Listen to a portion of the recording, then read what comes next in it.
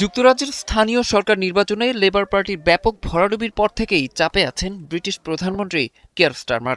এরই মধ্যে নিজ দলেই তার পদত্যাগের দাবি উঠেছে। একই দাবি বেশ কয়েকজন মন্ত্রীরও। তারই জেরে এবার পদত্যাগ করলেন সরকারের 4 মন্ত্রী।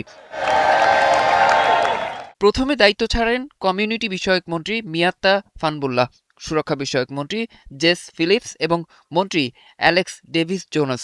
সবশেষ পদত্যাগ করেন স্বাস্থ্য প্রতিমন্ত্রী জুবির আহমেদ। পদত্যাগপত্রে তাদের সরাসরি অভিযোগ, প্রধানমন্ত্রী হিসেবে স্টারমারের প্রতি জনগণের আস্থা পুরোপুরি হারিয়েছে। Victims of Epstein have lived with trauma. বিশ্লেষকরা বলছেন, সাম্প্রতিক নির্বাচনী ধাক্কা আর দলীয় বিভাজনের মধ্যে কিয়ার স্টারমারের নেতৃত্ব এখন বড় পরীক্ষার মুখে।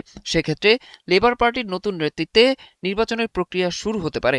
নিয়ম অনুযায়ী দলীয় এমপিদের অন্তত 20% কোনো বিকল্প প্রার্থীর পক্ষে প্রকাশ্যে সমর্থন দিলে বর্তমান নেতাকে চ্যালেঞ্জ করা যায়।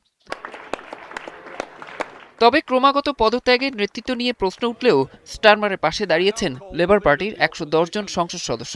যৌথ বিবৃতিতে তারা বলেন, নেতৃত্ব পরিবর্তন নয়, বরং এখন সময় ভোটারদের আস্থা ফেরানোর কাজে ঐক্যবদ্ধ হওয়া।